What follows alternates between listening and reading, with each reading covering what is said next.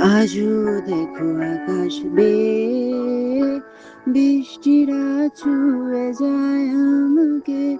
আজও দেখো ভেজা চোখে এলোমেলো গল্প লেখাতে। তোমাকে বোঝানো গেল না,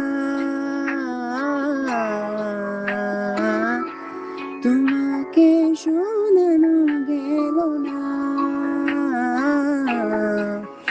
আমি বৃষ্টি হয়ে তোমার চোখে ঝরবো ঝরা। তুমি দুহাত পেতে আমায় চেয়ে করবে প্রার্থনা।